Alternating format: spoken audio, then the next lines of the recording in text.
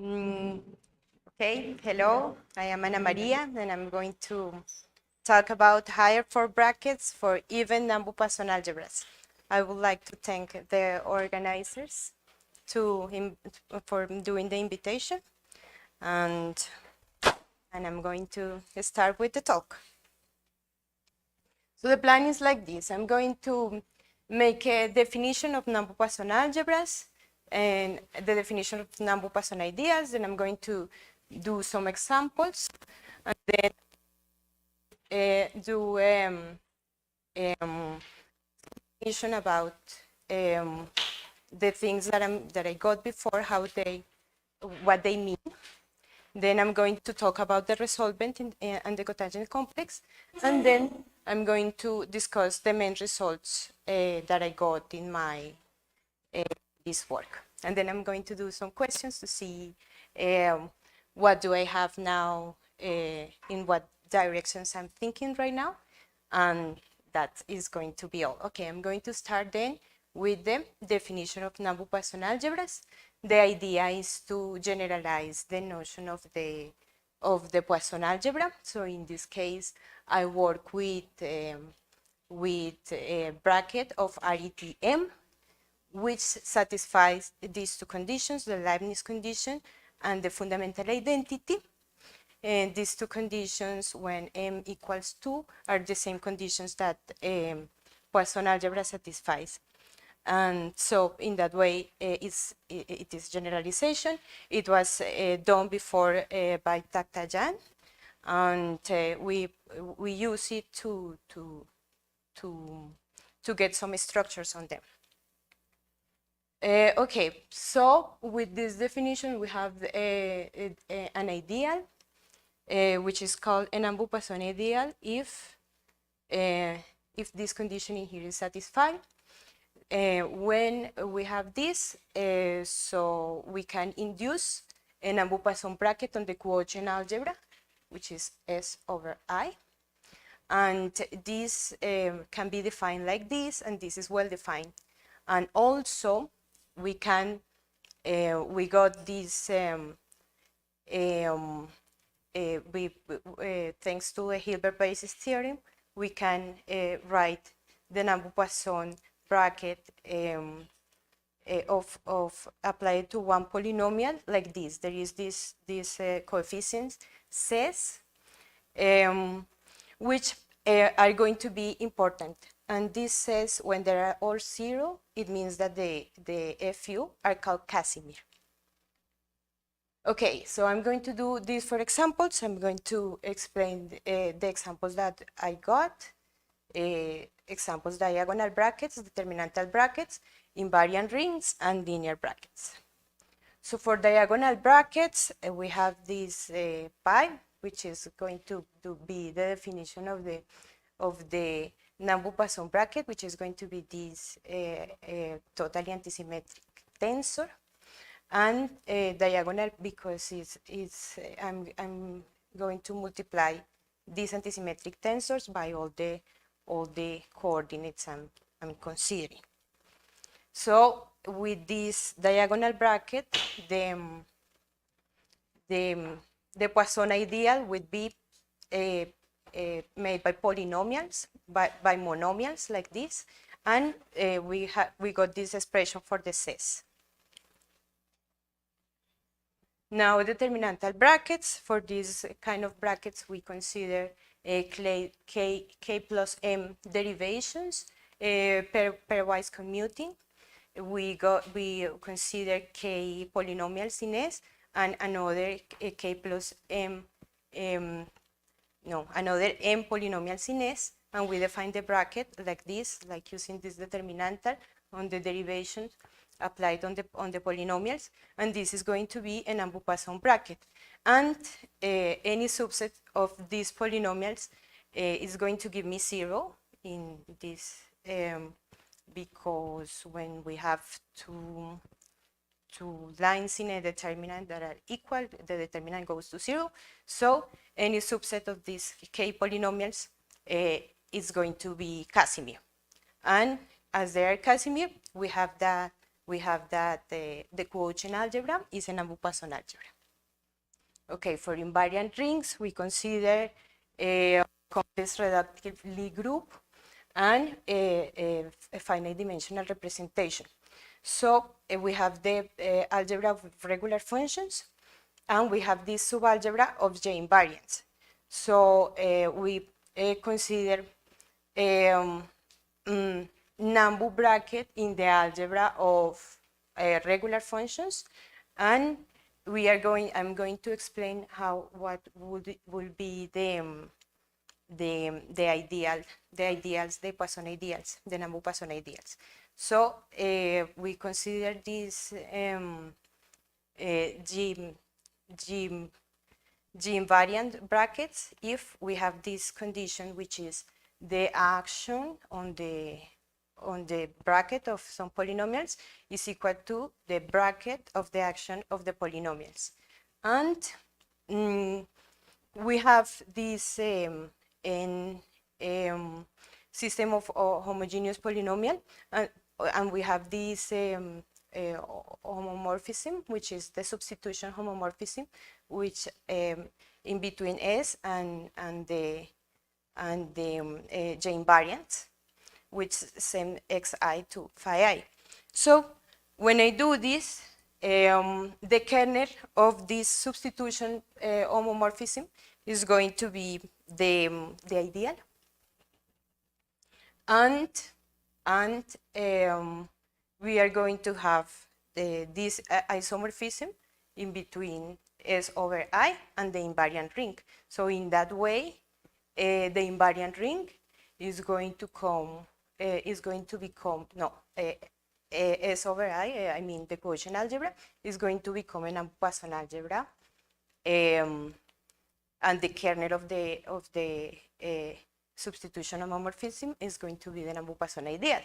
So one example is considering linear bracket, which is the Hodge star operator that I consider in between the external power of the dual of a vector space, and then this to the dual of the vector space, and this is going to be like this, like the star operator. The Hodge operator is going to define an Poisson bracket, and this bracket is going to be on NK invariant because this is rotation, right?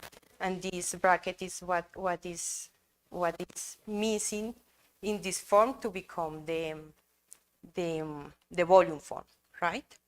Okay. So now we have a way of interpreting those sets that we found before. So the idea is that we are going to have an Ambu connection defining this in this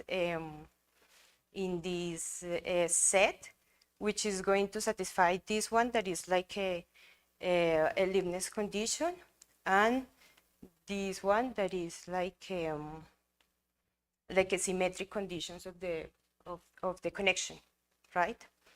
And we have as well curvature, which is defined like this, which is the definition of a curvature.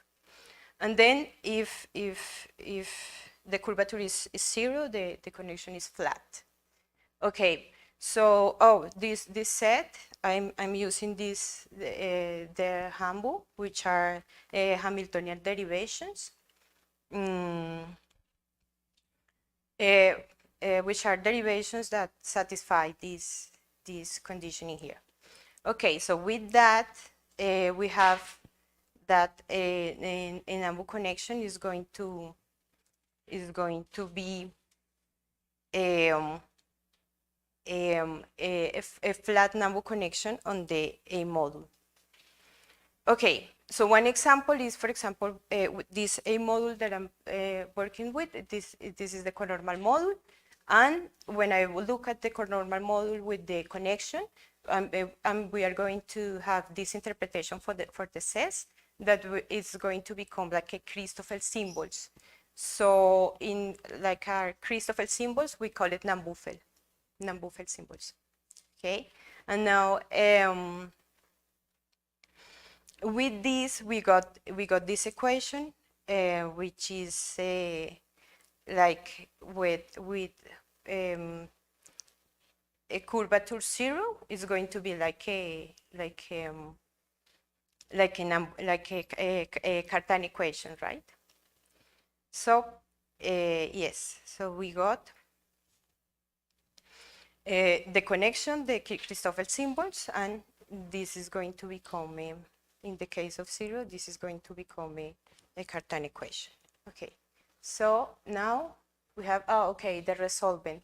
So this is what we did. It is like one part of the talk. Now I'm going to talk about some elements that I use to get some structures related to Nambu Poisson, where, for example, an infinity algebra, the infinity algebra, and Lee Reinhardt algebra, and L infinity algebra as well, that we can construct in the Nambu's case. So I'm going to start with these x's. We are going to consider these x's like in the case 0, in the case, well, L is 0, are going to be the normal x's. But as I'm going to consider more and more parities, different parities, I'm going to get this causal condition. I'm going to get this anticommutativity of the multiplication. And in this case, I consider like truncated, right? Truncated until some point. And with this, I'm going to construct some other things. I'm going to construct a resolvent. So we get into the causal complex that is going to be this algebra. So, and we have anticommutativity first level, and we are going to have this differential. So with this differential, causal complex becomes a chain complex, and we are going to have this condition on the homology group of level 0. Okay, now I'm going to see how to construct the resolvent. I'm going to explain it a little bit, and then we are going to use it for another things. So we start by considering this delta, the first delta, that is going to send these new variables to the polynomials of the ideal. So these are truncated until 1. We are going to consider as a cochain complex, which is only going to be the causal complex. And then we calculated its homology, and as the homology is not 0, we can choose an element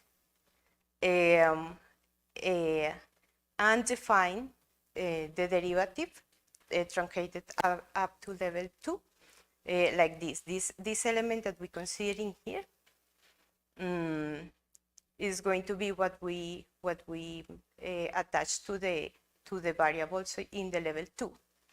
So, and we can go on, and the idea is that, for example, if we have a cohomology in here, we add new variables to kill the cohomology, right? The cohomology group for it to become 0, and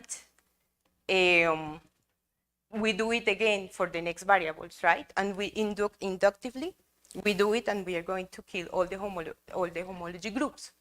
So so we got the resolvent, which is going to be R, the whole R, with all the new variables that we are adding.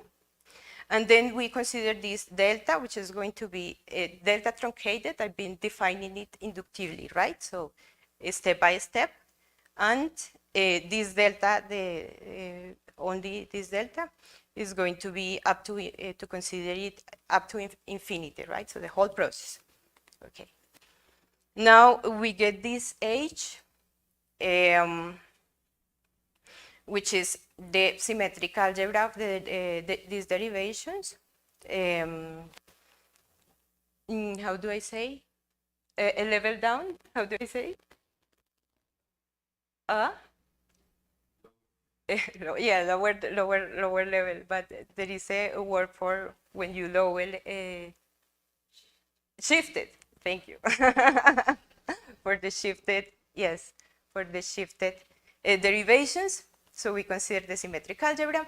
This is going to have this generator, so what that we call she, and we are going to have that h is, we can write it like this, right? Like xi, the first variables that we have at the beginning, and then with these derivations. And then we attach to it this filtration degree, which is another degree, like we have like a cohomological degree, internal degree, and this vibration degree that is going to play a role. So with this H, we got a descending Hausdorff filtration with this filtration degree. And if we consider all the H, we get this new direct limit. And then after we are going to complete it to finally get the complete Schouten algebra. So this is the Schouten bracket, which is the same Schouten bracket that you were talking about in the talk before, but we write it like this, like more nicely, like different. Okay, so now what? Hausdorff filtration is like you go like a descending, right? The descending filtration like this, and after you're going to have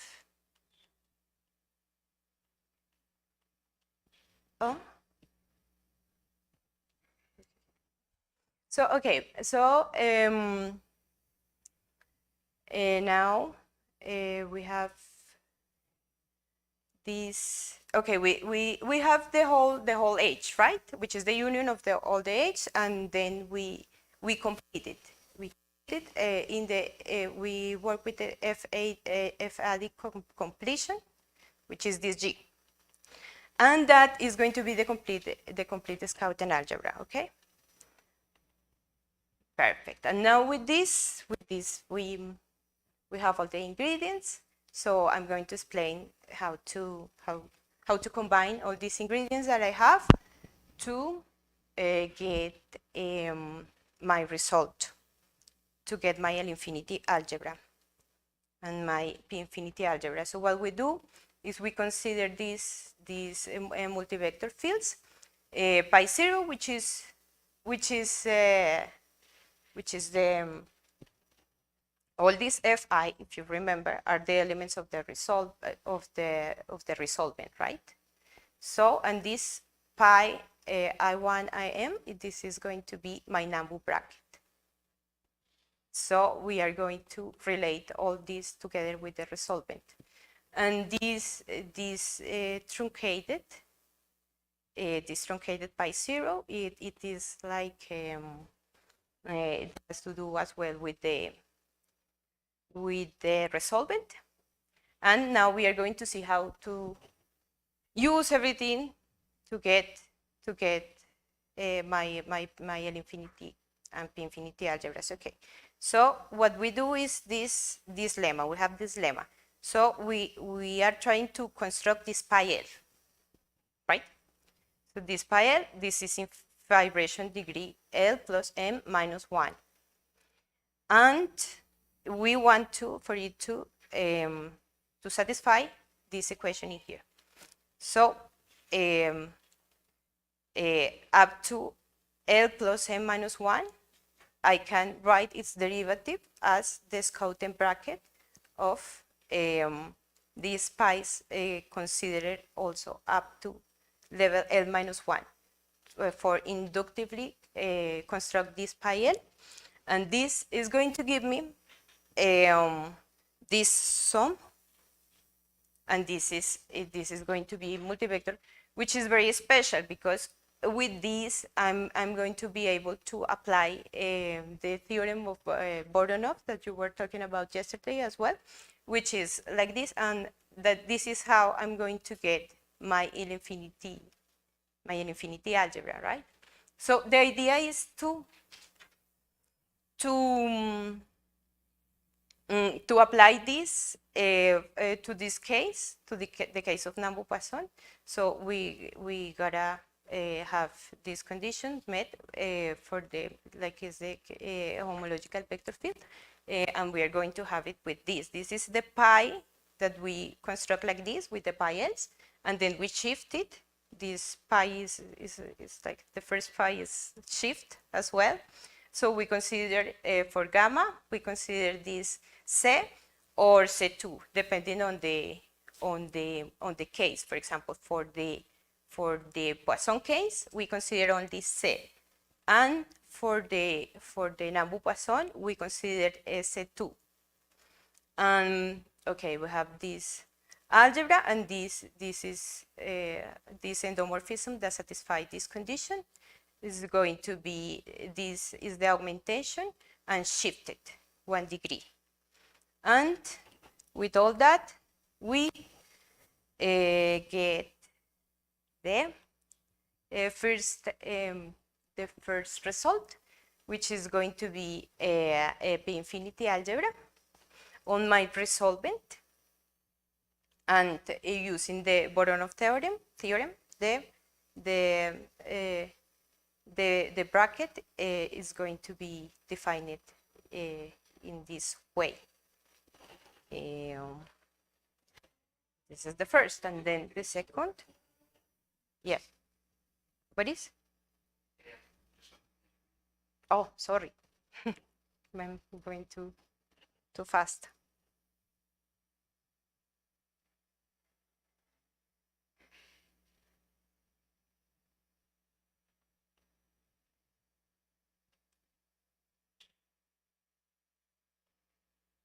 This is the augmentation. Yes. What else? Already? Okay, so now we have.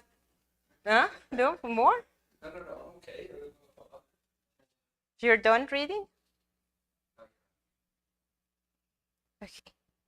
So, okay, so now I have this cotangent complex that is going to be the product vector. This is the tensorial product. This is the carrier differentials, and this is my quotient algebra. So when I do this product, this is going to be a product as complexes, and I'm going to have this, which is my cotangent complex. And then in this cotangent complex, I got an L-infinity algebra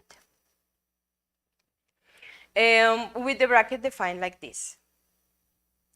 So after getting the last result, it is more or less easy to see that this is going to be an L-infinity algebra in the gamma graded context. And then we have Lie-Reinhardt algebra, which is going to be defined with these brackets in this way.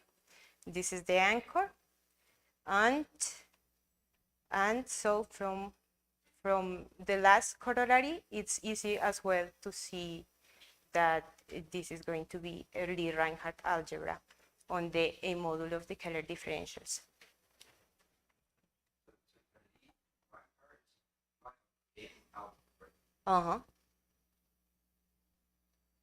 Yeah.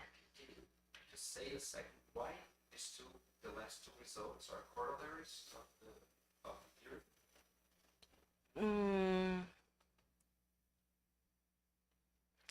It follows from the definition of the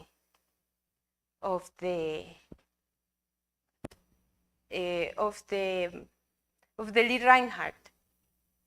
It's immediate, right?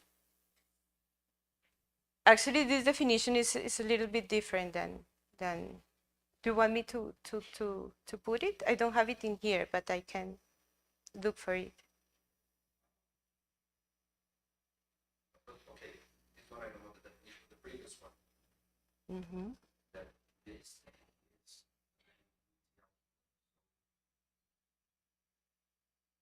Mhm. So this follows from the fact that the resultant is infinity. Is that? Yes. Mhm. And then it's easy to see that in the cotangent complex we're going to have this. I mean, it has some details, right? And then in the Keller differentials, we're going to have this. I don't remember the details, but it was not difficult, right? It was only a few lines. Okay, so after this is all the results that I got, right? So we did the examples. We did these 3 examples, which are the for special cases of a Poisson bracket, Nambu-Poisson bracket. This is for diagonal, and we consider two different polynomials for the ideal, and we got this implementation on Mathematica of that lemma that were helping me to construct new pies from the former ones. So I did this implementation using Mathematica, using Magma, and using Macaulay 2. So in here, this is the result, the pies that I was getting using that lemma in this case. This case is I got complete intersection and non-complete intersection, because in here I am considering different ideals. So the next one, this one is complete intersection. This one is non-complete intersection. So as this is non-complete intersection, these pies, it goes on and on forever, right? And there is a theorem due to Abramov, which says that this is never going to stop, right? And then for a complete intersection, I only have a finite pies. So this process is going to stop. And for being a complete intersection. And then after, we work with the angular momentum equations. And okay, we define the Nambu bracket like this. Using this is like an example of the determinantal bracket, right? The first one was and the first one was the diagonal bracket, and this is for the determinantal bracket. So we got this pi 0 until this pi 0 is truncated until 1 and until 4 and so on. This is going to give me the information of the resolvent. And this pi 0 we truncated, we calculated with Macaulay 2. And then we find this pi 1, pi 2, pi 3. This we find it with Mathematica. And this is pi 4. So this is very big. And we did this implementation, which gave us the possibility of do some resolvents, right? So we were able to do it, and then that's all. Okay, and now I would like to talk about what is coming up next, right? So we have the unicity of the P infinity quasi-isomorphism. These are like problems that come after we were done with this work and with this implementation. So then I started with the P infinity quasi-isomorphism. The idea in here is to think what happens if I change coordinates the affine variety, right? So we are getting different structures because the sets are not unique and the Fs are not unique, so we are getting like different structures, but we think that these structures are related by a p-infinity quasi-isomorphism, and we need to prove it because it's not that simple to prove it in this case than in the Poisson case, because in the Poisson case is quadratic algebras, and in this case the algebra is not quadratic, so it will be something that we like to do. Then we have the p-infinity generalization. The idea is not to start with an Nambu bracket, with the Nambu Poisson algebra, but to start with the p-infinity algebra and to see if we are able to have higher structures in this p-infinity algebra. So we got to change the notion of the ideal for this notion here. Because in this case we are starting with the p-infinity algebra, and then look if we can have higher brackets. And this is like to change, not to consider polynomials, but consider this infinity case and try to do the same thing.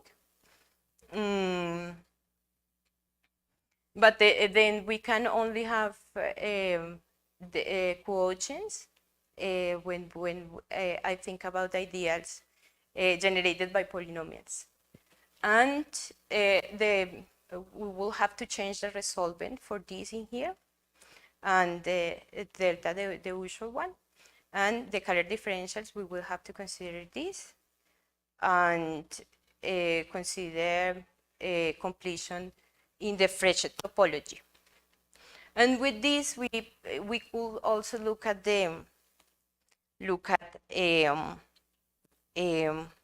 schemes and try to make it not only for a fine space, but to look how it will look like in the variety case, right?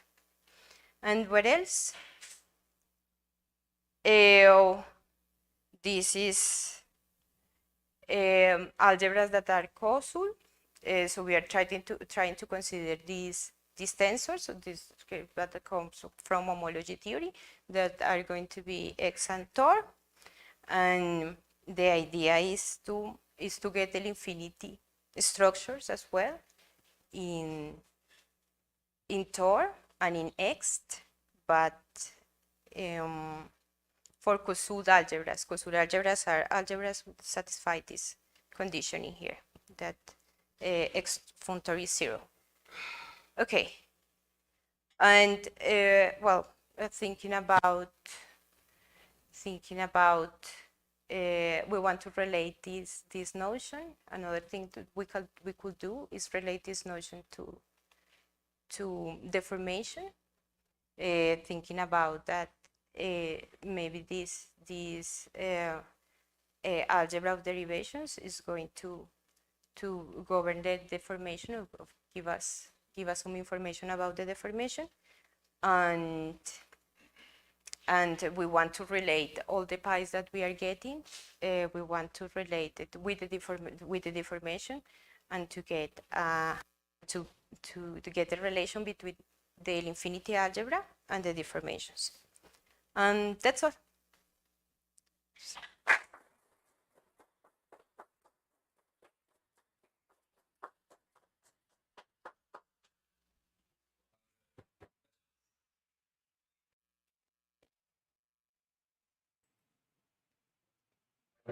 And it should be even.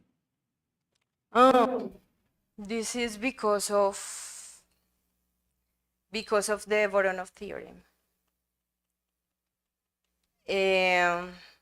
Because it asks for this condition, right? And we are only able to prove it in the even case. Examples for the non-differential. Poisson differential squares all zero. That's before. The differential apparently is non-zero.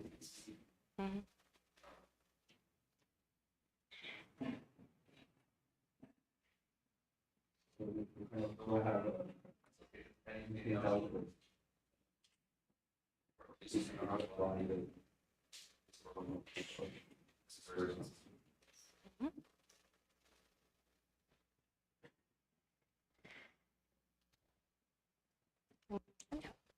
Other more questions?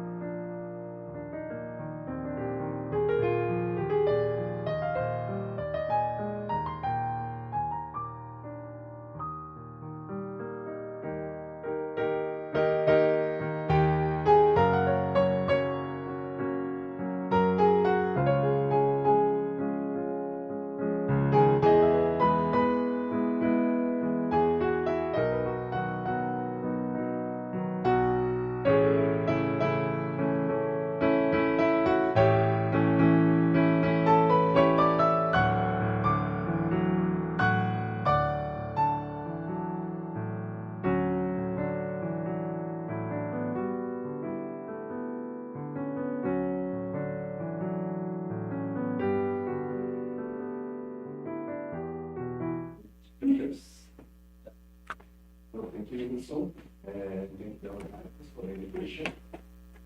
We talk about learning how algebra is structure structures.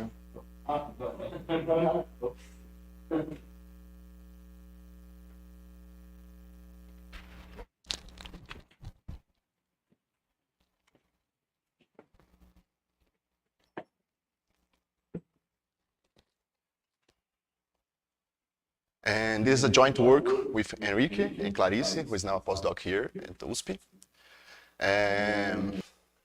So let me explain more or less the motivation for us to study these Neuhaus structures together with other more known structures to you. So some context. The main object that we're going to study is like endomorphism of the tangent bundle. And with that, you can like define some geometric structure, for example, almost complex structures.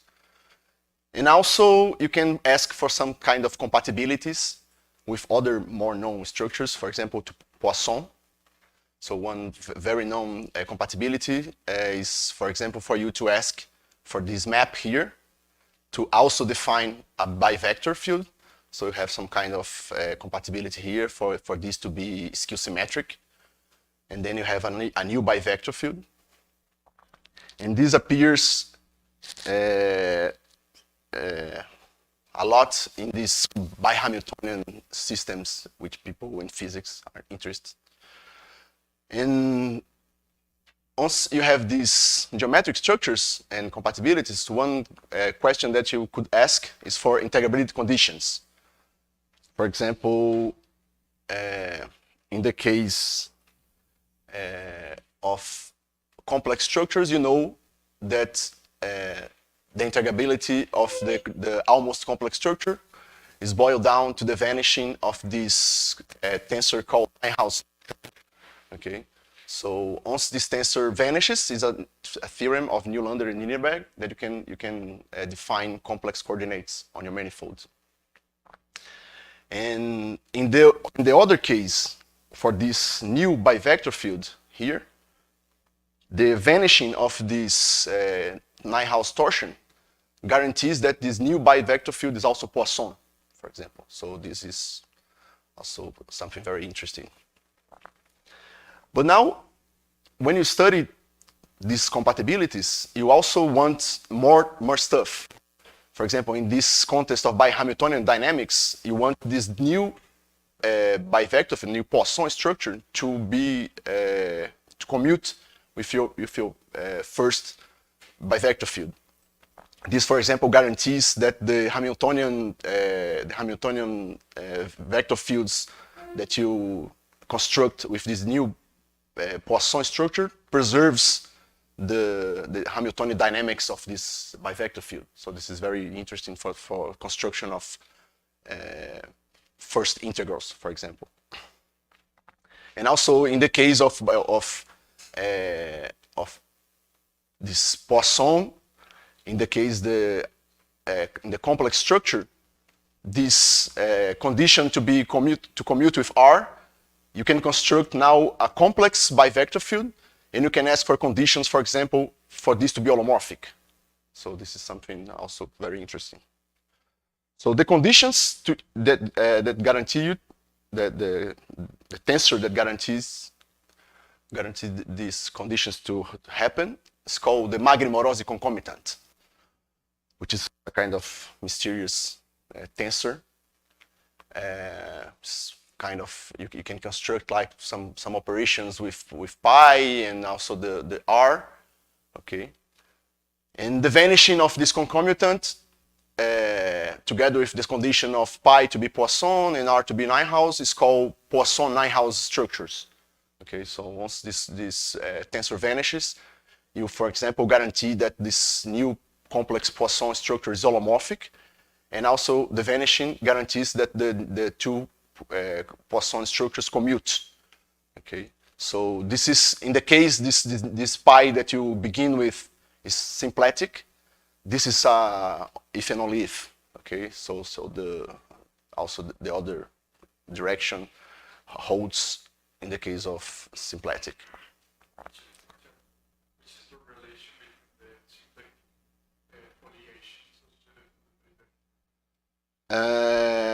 So I mean, you just somehow is the image of the symplectic foliation by R somehow. Okay, so you have the symplectic foliation and R defines an endomorphism, preserving this foliation somehow, but the new one is just the image. So if it's invertible, it's the same, yeah, but can be a smaller one if it's not invertible. See. And also one source of examples, very nice examples, comes from the generalized complex structures. So a generalized complex structure is some kind of complex in the generalized tangent bundle. Okay, so in the case you break down these endomorphisms, and here you can appear something else. It's a two form, but in this case here, where you just have endomorphism and pi, the conditions for this to be generalized complex can be seen exactly as the vanishing of this concomitant. Okay, so this is also a source of examples. Yeah, it's the same as this. Yeah.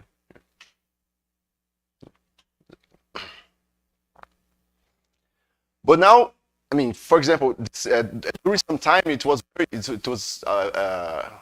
very interesting problem to integrate generalized complex structures. So, for example, if you ask for this Poisson structure to be integrable to a symplectic groupoid, you want to understand how structures integrate to the groupoid. Okay, so some people work with that. Now I think it's already established by Gualtieri and Michael Bailey. But the problem was how to integrate R to this symplectic groupoid. Okay, so there was some indirect approach due to Marius Kreinig and Stieno Shu. Okay, so you can look to this vanishing of the concomitant in Marius' approach. You can see this R, the dual of R, to be an IM2 form on the Lie algebroid of the Poisson structure, comes from the Poisson structure. So the theory of integration of IM2 forms due to Burstein, Kreinig, Weinstein, and Zhu, you can construct a two form on another two form on your symplectic groupoid here. Okay, so you can integrate this somehow to a two form in this symplectic groupoid. Okay, and also another equivalent way of looking to this vanishing is to consider, this is the Kosman-Schwarzbach approach. You can see the vanishing of the concomitant as some relationship between the Poisson Lie algebroid on T star M and the tangent Lie algebroid, but now deformed with a new Lie algebroid, which is basically this one here. I mean, this part here defines a new Lie algebroid bracket on Tm, and once you deform that, the Lie algebroid conditions between these two Lie algebroids is equivalent to the vanishing of this concomitant. And now you can use the theory of integration of Lie algebroids to construct a Poisson by vector field multiplicative on this symplectic groupoid. Okay, and once this two form here is integrable, you can construct an endomorphism on this groupoid by just inverting the two form and composing with this one, or maybe just composing this bivector field with the two form. So you somehow you indirectly construct this one tensor on the groupoid. But somehow this is a indirect approach. No, we want to integrate this directly somehow. Okay. So this is somehow a motivation problem. Okay. And what about other structures? Let me explain a little bit about that. So this is somehow a resume of integration of diverse structures. No? So you have symplectic groupoids integrated in Poisson structures. This is due to Alan Weinstein. Okay, so you can degenerate these to presymplectic groupoids, as we saw today in the talk of Luca. Okay, and also you can degenerate that to Poisson groupoid somehow, no? Just by looking to the. I mean, I have direct structures on my mind somehow. Okay, and then there is this integration theorems where you can relate press-symplectic groupoids to direct structures. This is the work that I already mentioned about of Bernstein, Kreinig, Weinstein, and Zhu. And also you can relate Poisson groupoids to Lie bialgebroids, also mentioned by Mackenzie and Shu. Okay. And what about, I mean, if you want to put Neuhaus all around, okay, so what happens? Okay, so if we saw here how to integrate Poisson-Neuhaus indirectly, stand on Shu and Kreinig to the symplectic Neuhaus groupoids. But now we can consider press-symplectic Neuhaus groupoids and also Poisson-Neuhaus groupoids. And how does this integration theorems generalize to the setting? Okay, so this was the work that we done together with Enrique and Clarice. Okay, so we understood how the press-symplectic Neuhaus groupoids are related to something that we call direct Neuhaus structures. And also, if you want to study Poisson-Neuhaus groupoids, and now you have something which is change that to a Poisson structure and ask for the compatibility here to be a multiplicative 1-1 tensor, a multiplicative bivector field, and this vanishing of the concomitant. How can you see that infinitesimally? So this is something we call Lie-Neuhaus bialgebroids. Okay, so this was something that I studied in a paper. So I want to more or less present this to you today. And also, both structures are related to something that is the title of the talk, which is current Neuhaus algebroids. So this is more or less the plan of the talk. Okay. So let me present to you the main tools. So on a vector bundle, we have this is what we call one derivation, which is a connection-like object here. Okay, so we have a triple of this. We have this map here, which is just R linear, and endomorphisms of the bundle E and TM, and this D satisfies a kind of strange Leibniz condition here. Okay, just think of that somehow as some kind of twist of a Leibniz rule for a derivation, for a connection, for example. If L is the identity and R is 0, you have just a connection on your bundle. Okay. And you have a duality operation that you can construct, which is very similar to the way you dualize connections. Okay, so this once you have one derivation on E, you have a one derivation on E star, and the data is just you repeat R. The L is just the dual endomorphism, and this D star here is constructed via this dualization process here. Okay. So let me give you some examples. So to any endomorphism on Tm, we can construct one derivation on Tm. Okay, this is just taking the Lie derivative of the 1-1 tensor. Okay, you just take derivative along y and apply to x. Okay, you see this is infinity linear on y, or I'm sorry, on x, and satisfy this Leibniz rule in the y entry. Okay, and the dual is this dr star, and if you look to the Magri-Morosi concomitant here that we present to you, we now can see it just as somehow commutator of pi and these two derivations. Okay, so it gives you somehow a hint that these derivations are important in this story. Okay.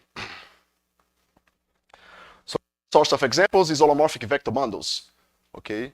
When you have a complex structure on M, you can consider holomorphic vector bundles. And it's known in the literature that this can be packed as the multiplication by I in the fiber and a flat T01 connection on E, which gives you the holomorphic directions. Okay. So you can construct one of these operations, one derivation on M, just by taking the flat connection, okay, in the 0, 1 direction, and applying this multiplication by I end of fiber with this -1 here. Okay. And the dualization gives you, of course, the holomorphic structure on the dual of E. Okay, so this process of dualizing gives you the other one. And this is a very nice source of examples when you take the Tm plus T star M, the generalized tangent bundle. Okay, you can construct a family of one derivations just by taking these maps Tm T star M. Okay, these endomorphisms on Tm plus T star M comes from an endomorphism on M, R, and R star, and you use this map here. And the D part is just these two one derivations that I construct here, okay, associated with R. And this piece here, sigma, which is a map, which is not, it's just R linear, okay, from Tm to T star M, tensor T star M, satisfying this Leibniz rule here where you use G. This is the map which appears here, okay. So for example, you have a pairing here, a non-degenerate pairing here. So you can ask for self-duality equation on this D operation, okay? And this gives you that G must be symmetric, and also that this somehow, this is almost a metric connection somehow, no? So, and indeed, in the non-degenerate case, you can construct a connection here just by inverting this G, and this equation gives you a metric connection on Tm.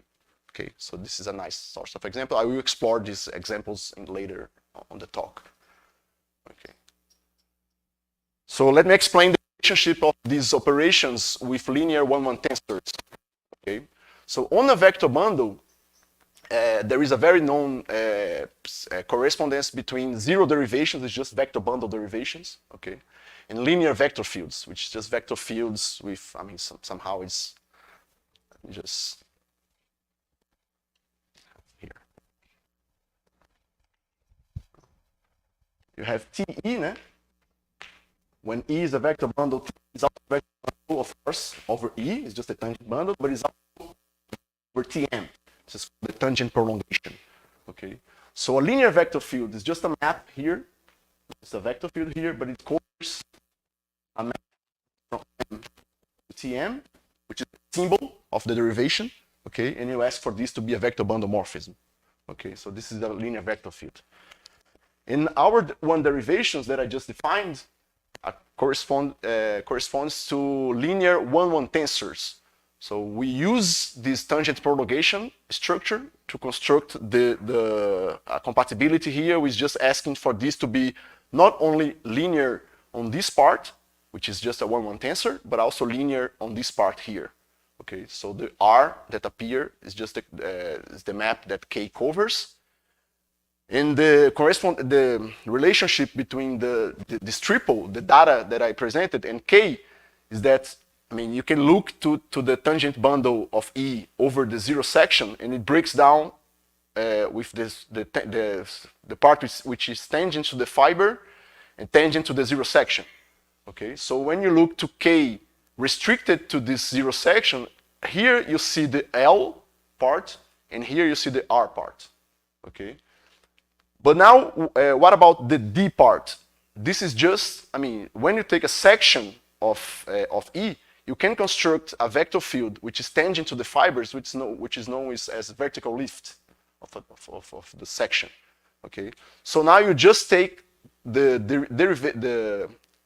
derivative of K along this vertical lift and restrict to Tm. This is exactly the D part. So somehow this D, L, and R are just the first order jet of this tensor here. Okay, just look into this first order information about K along the unit, the zero section. Okay. So this gives you a correspondence between one derivations and linear one-one tensors. So let's revisit our examples. So the dr and the dr star corresponds to what is known in the literature as the tangent lift and cotangent lift of endomorphism. So this is people in geometric mechanics use this a lot. So this is I will not give you the details of the construction, but it's somehow you use some structures that you have on this double tangent bundle, which is the canonical involution, to construct these maps. And also here you have somehow the canonical symplectic form to construct this cotangent part also. Okay. And also when E is holomorphic, your vector bundle is holomorphic, this operation, these one derivations that are constructed are related to the complex structures when you see these as a complex manifold. So these maps, no? These are just a complex structure on the total space. So they are linear just because, I mean, you have a holomorphic vector bundle. And this one, these examples on the Tm plus T star M is kind of mysterious to me, but at least in the case G is non-degenerate, you can think of it as just a sum of one part which comes from this dr and dr star, and a part which comes from the metric, which kind of, I mean, when you have a connection, you can break the tangent of the double tangent as in a vertical part and an horizontal part. Okay, so this part here is 0 on the horizontal part, and you can see the metric on the vertical part. Okay, somehow. So this is just a sum of two linear parts. Okay. So okay, we have the ingredients. Let me now present the main results. So a direct integration, which is our objective, we can proceed like that. I mean, on Neuhaus, we can see that. I believe I forgot here. I'm sorry, I forgot here the N of Clarice. I'm sorry, Clarice. No, I'm sorry. No, this is something that I did. I'm sorry. This is something that I did with Enrique in our Lie theory of multiplicative tensors. We integrate that.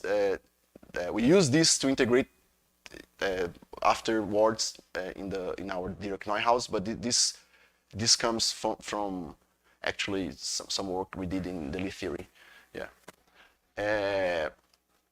So the point is that the Poisson-Neuhaus condition, I mean the vanishing of the concomitant, now can be seen as this arc cotangent part being a Lie algebroid morphism between the tangent Lie algebroid that you construct out of the cotangent coming from the Poisson structure. So actually, I mean, we afterwards, in the work with Clarice, we perceived that it's only necessary for this to happen to the commutation with the anchor. I mean, you can even ignore the bracket part only by commuting with the anchor of this part to be a Lie algebroid morphism is equivalent to be Poisson-Neuhaus. Okay, so now we can integrate that to a multiplicative directly, a multiplicative map in the groupoid. Okay, so this is much more direct. And by doing that, we can also investigate the vanishing of the Magri-Morozzi concomitant in the groupoid. Okay, so a theorem: Poisson-Neuhaus groupoids are in 1-1 correspondence to Lie algebroids coming from the integration of the derivation of the Poisson part.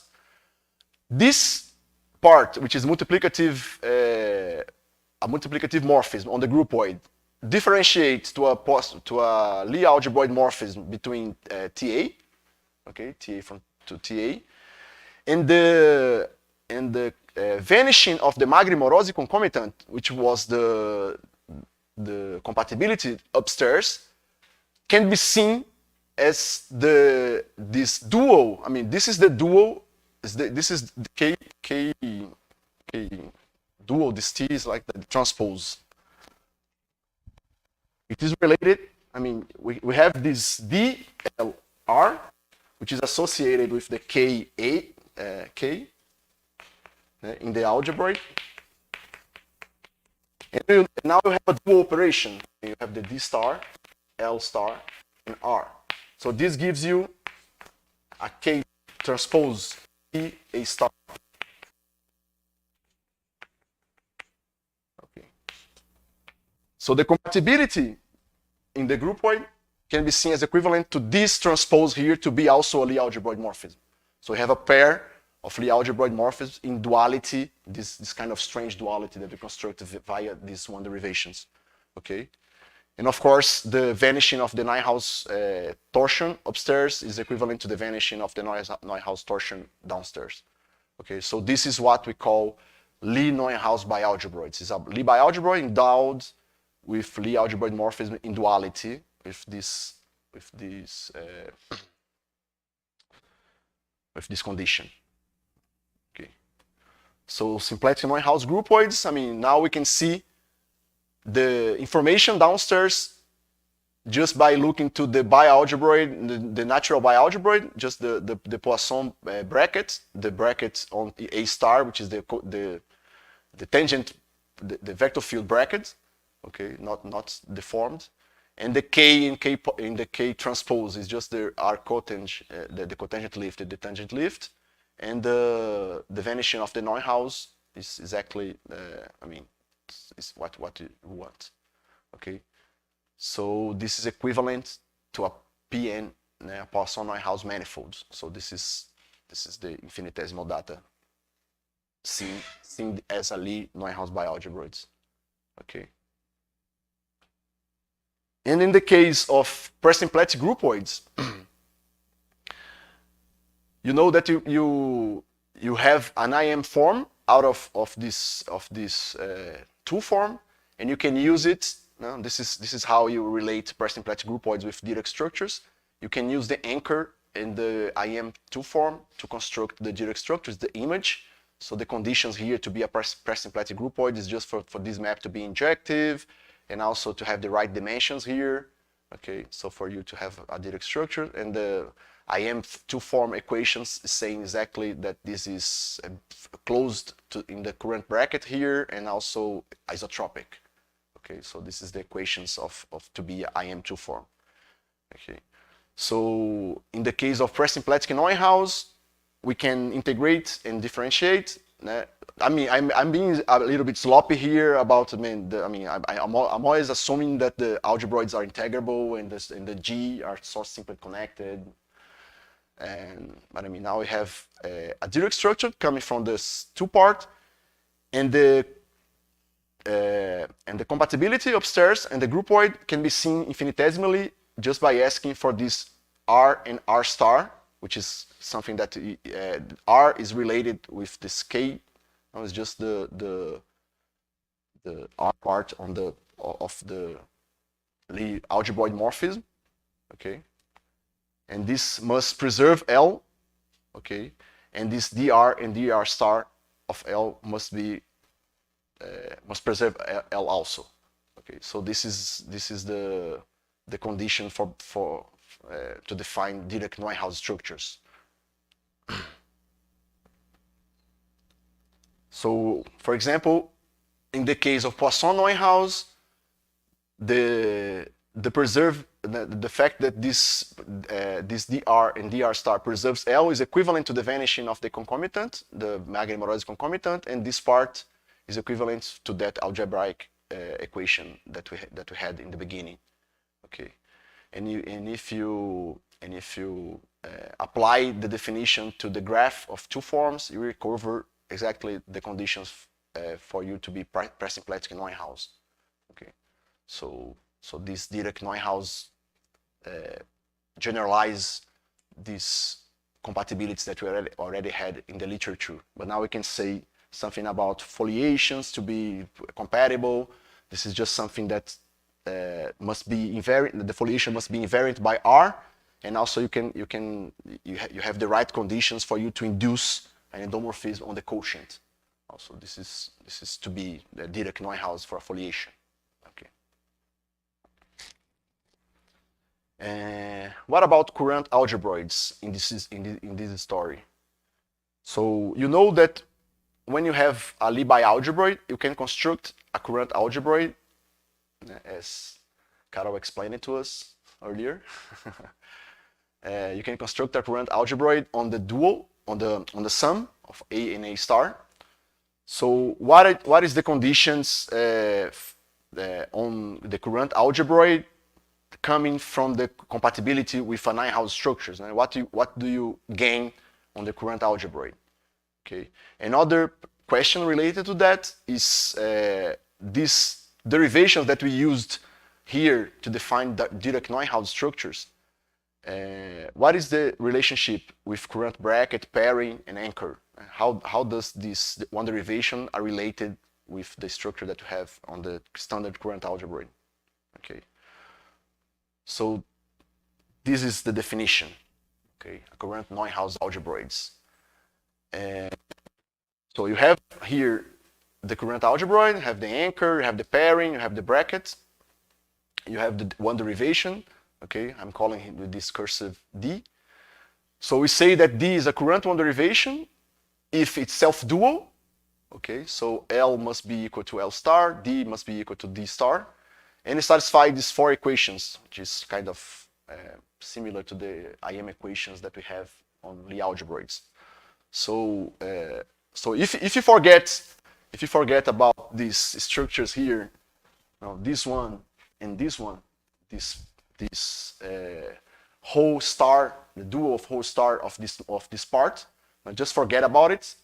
You get exactly the IM equations that D must satisfy to be a Lie algebroid morphism when you have a Lie algebroid, when this bracket here is a Lie algebroid bracket. Okay, so now we have this twist by these two terms. Everything is tensorial somehow. I mean, if you look to these equations, -1 equals 0. If you look to this part and this part are tensorial. Okay. And here appears this dr that is somehow omnipresent in everything. Okay, so it's a current Neuhaus algebroid if not only that, but also that the let's say the associated one-on tensor on TE has vanished torsion, Neuhaus torsion. So this is what we call a current Neuhaus algebroid. Okay. So let me make some remarks. In the case, for example, you have an isotropic subbundle of E closed with the bracket. No, we all know that this defines a Lie algebroid. Okay, so for example, in the T star M, this you can think of it as a Dirac structure, for example. Okay, so the conditions for that we already seen in the definition of Dirac Neuhaus structures for the bundle to be invariant under L and D automatically gives you that the associated linear one-on tensor on TE restricts to a Lie algebroid morphism between the tangent of this L. Okay, so this is somehow the way a word about the proof of this theorem here. Okay, this theorem of integration of Press-Simplecki Neuhaus, derivation and integration, is that, I mean,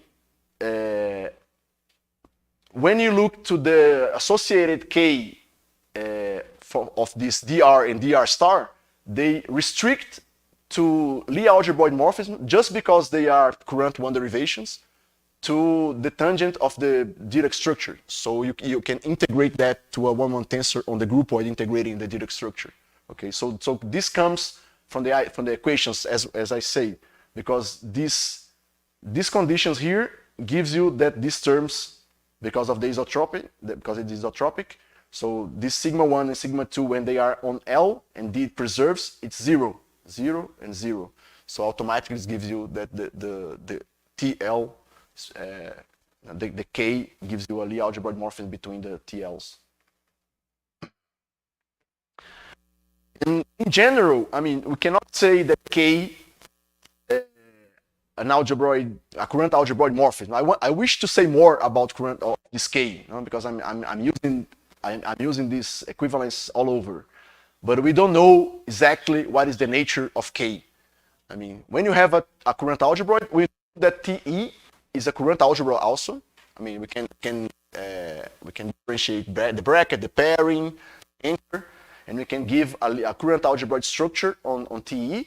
And we wish very much that this K to be a current algebroid morphism, but it's not. Okay, the graph is not isotropic. Okay, so it doesn't preserve the bracket. Okay, so we don't know what is the nature of this K. The K is the one tensor associated to this triple, yeah, as I explained that. You know?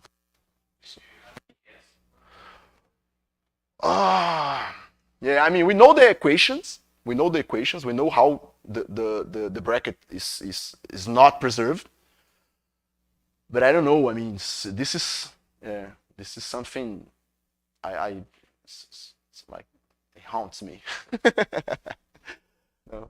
Maybe somehow you can interpret the failure as some kind of homotopy. I don't know, somewhere. Yeah, you can use somehow these interpretations as, I don't know, if you break down E with a lift, then you can see it somehow as a representation of homotopy. I don't know. I really don't know. Yeah, but it's a very, very nice question. I mean, the only thing that we know is that it automatically gives you Lie algebroid morphism in every Dirac structure. Okay, so it give you anytime you have a Dirac structure by K, it automatically gives you a Lie algebroid morphism. So this is the only thing that equations guarantee us. Okay. So as I say, when you have a Nine-House operator on M, this dr star, it gives you a current Nine-House structure on Tm plus T star M. Okay, so that was used on the proof of the integration of Dirac Nine-House structures to Preston-Pratt structures.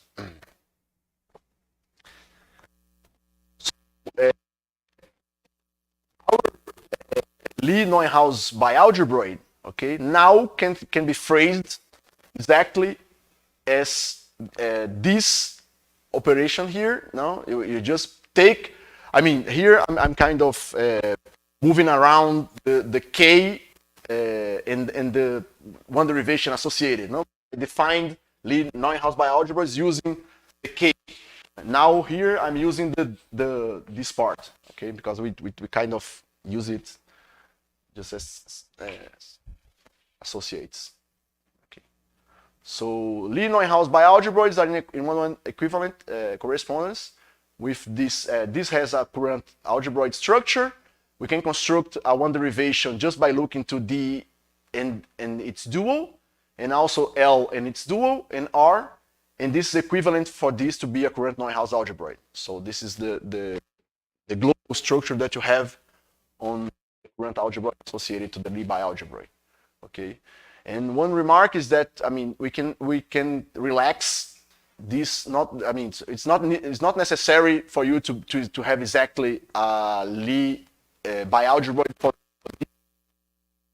algebroid. You have more weak assumptions. I mean, for example, quasi bialgebroids and proto bialgebroids and stuff. Né?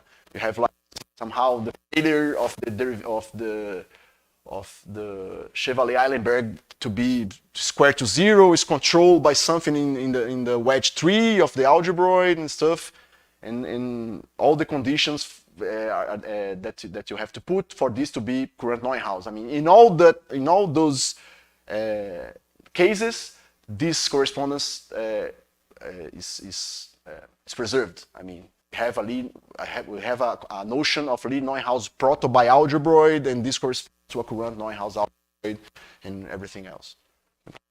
Just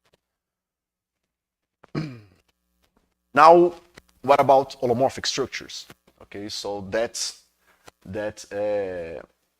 diagram that I presented at the beginning can be put in this framework of holomorphic in this context. Okay, so now we are considering holomorphic structures on groupoids. Okay, so these are like, this is multiplicative, squares to -1. Okay, it's compatible with this two form in the sense that it's the real part of a holomorphic two form, so and so on. Okay, so it's known, for example, by the work of Stienon, Laurent, Gengu, and Shu, that this is in correspondence to holomorphic Poisson structures. Okay, and you can also degenerate holomorphic parasymplectic, holomorphic Poisson. And these conditions here, this is integration here, holomorphic Poisson groupoids to holomorphic Lie algebroids was established in the work of Jotz, Lin, and Madeleine, Stienon, and Shu.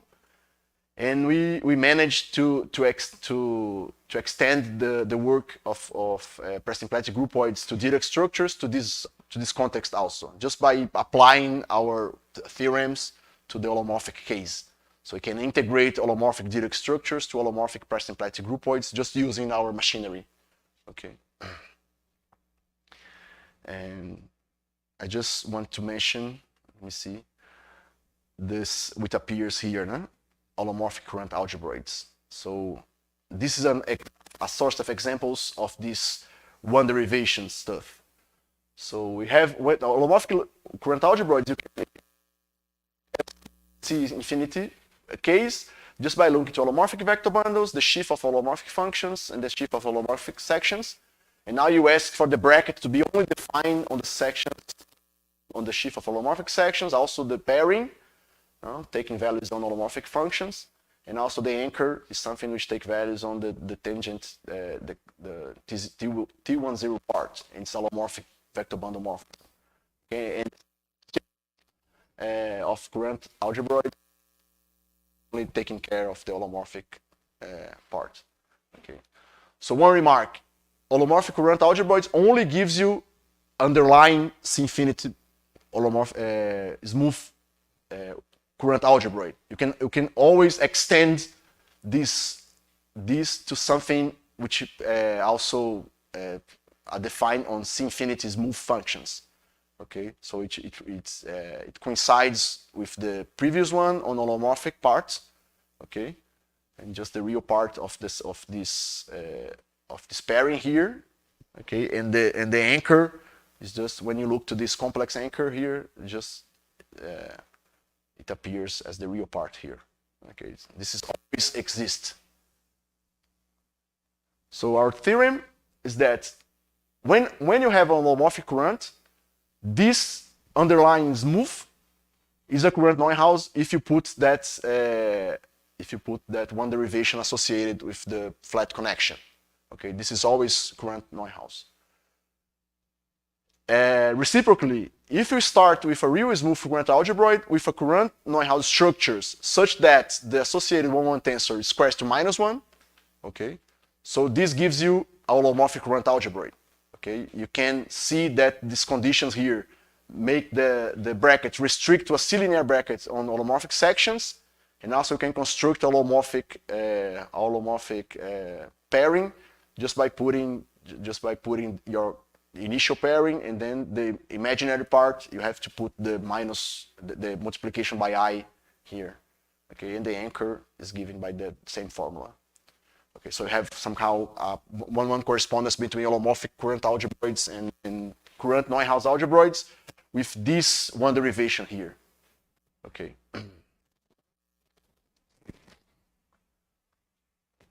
So one nice question is that, okay, so we have holomorphic correspondence between holomorphic current algebroids and somehow some structure on real smooth current algebroids. So let's try it to understand what is known about holomorphic current algebroids, at least in the exact case on Tm plus T star m, and try to say something using this new machinery. Okay, so we have this classification of holomorphic current algebroids by Marco Gualtieri, which is kind of the Chevera class in the holomorphic case. So these are classified by a 3-0 form, H, which is just the twist in the bracket, okay, which is something that we have also in the smooth case. But now you have this part here, this T, with a 2-1 form, which is kind of strange. I mean, so when you see it, you say, well, what is this? What is this part? Okay. So let's say, let's see if we can say something about that using these current derivations. So let's begin just by saying that if you take a current on a derivation on Tm plus T star M, that 4 equations that we have, that I call the Cn1, Cn2, Cn3, Cn4, obliged, say that this current on the derivation must be of this form, that form that I presented at the beginning. Okay, so there is nothing here, and also there is nothing in the first entry. Okay, it must be of this form, G-symmetric, and some compatibilities. Okay, so if you ask for the associated one-one tensor to square to minus identity, you have these equations here, okay, which can be seen as somehow the infinitesimal equation that you get by looking to this linear part. So R must square to -1. You have this compatibility between the metric and the complex structure. It must be complex, okay, and you have this strange equation here, okay. But the point is that this defines us a one-one form, okay. So this is by emission, just this part here. So you can use this to form to gauge, okay. So gauge transformation, it changes the form, but it keeps you the same current Neuhaus equations. So the gauge transformation by this one-one tensor, this one-one form, kills the G part, okay, kills. And after this killing, you can see that this sigma here is just the real part of the D omega, which is something which belongs to 1. Okay, so you see that this part here, the sigma part here, is related to the T of Guattieri. Okay. So this is pretty much ongoing work, but I cannot say more than that. But the questions that remain in this part is that, what about the Cn4? I mean, all of this that I say is just consequence of 3 equations. I had 4. Okay, so there is one more equations that is not clear completely what it is in this setting, but I mean, it's pretty much, for me, it's almost must be this. No, this d bar db must be 0, because I mean in the Gualtieri setting, this is a holomorphic 2-1 form. Okay, so this doesn't appear in these equations. It must appear somewhere else. So probably this will be related with Cn4, and also the Neuhaus conditions. I mean, these Neuhaus conditions. This Neuhaus condition, it follows just by the algebraic equation on K, okay? But now I want this also to be Neuhaus, no? To be a complex structure. The Neuhaus torsion of K must vanishes.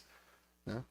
And I don't know what is the condition that's gonna give me, but I guess it will give me that d bar of B is 0. Okay, B must also be holomorphic somehow. Okay.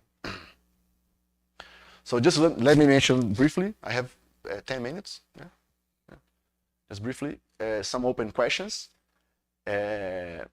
So, I mean, this stuff that I just did, I mean, just trying to understand the equations of current Neuhaus and trying to classify current Neuhaus structures on Tm plus T star M is something, I mean, it's doable somehow. I mean, we have to look to the equations and try to understand what the equations gives us. It's kind of messy because the equations are very big and various terms.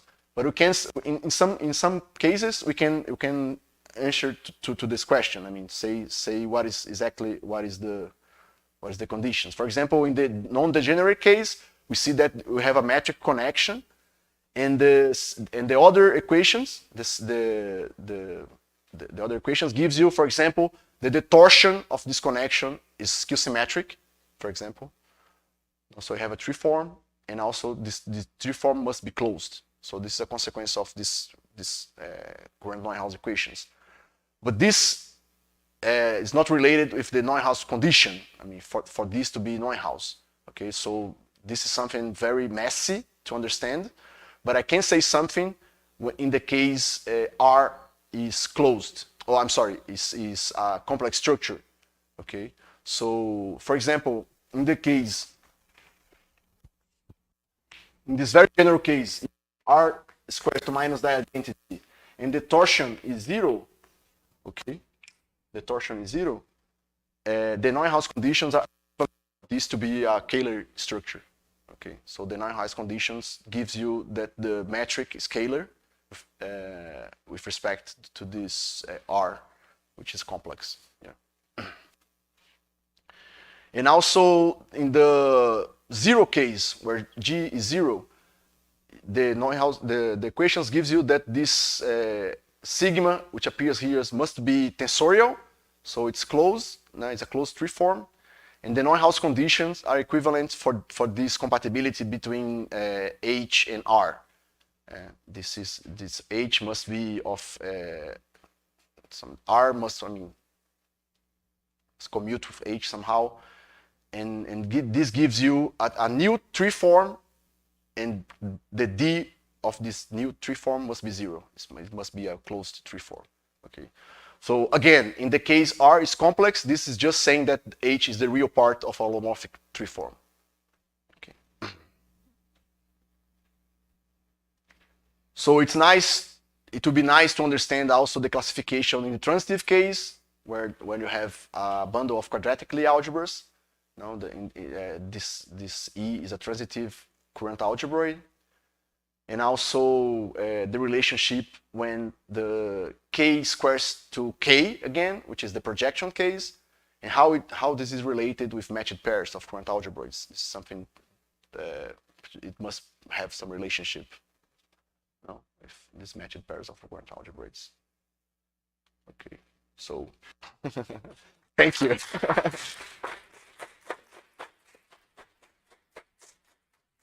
So let's thank the organizers. No, I'm the last one. I have this duty of thank the organizer for this nice. Very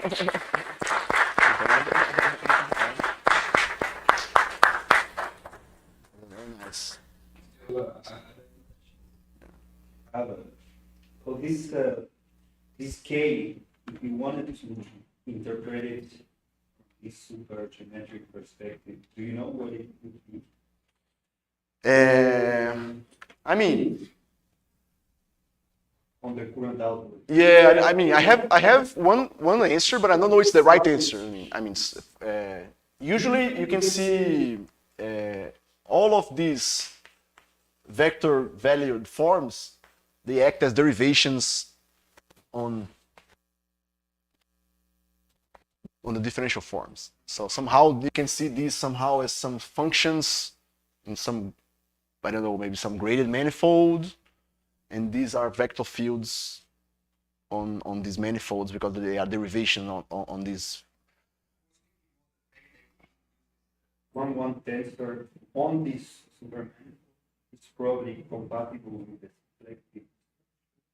Yeah. But the question is, what kind of equation is satisfied with the function? It holds the bracket. Yeah, exactly. Yeah, I don't know how can you see, how can you extend K to be an 1-1 tensor on the. I mean, you're looking to the current algebra, then you're thinking of it as a symplectic graded manifold.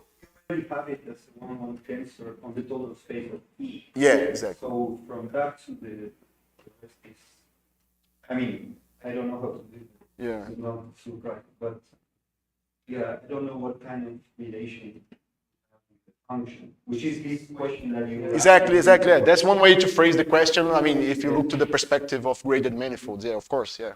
Because even if you have an ordinary manifold, say Cater, you have a special function, which kind of, maybe it has to be a little more Yeah, I don't know. Yeah. Anyway, Yeah, but I mean, this TE is something which is, I don't know, is there something called current VB? Current VB algebra is, yeah. Yeah, it's one example of that, yeah. So I don't know, maybe I don't know if there is somehow, some way to relax the definition of what is a current VB morphism. That was my first, like, guess, but I don't know how to relax that. I don't know if there is something, yeah. it probably won't be anyone. It's more like along the lines of what you were saying. So the CE, that's the growth. So there's this pagan theory of the growth output. Yeah, exactly. There's a great manifold associated with that. I think it's just the dimensions of the fields. And there, this is a original function. Okay. Maybe they can, yeah. I haven't worked that.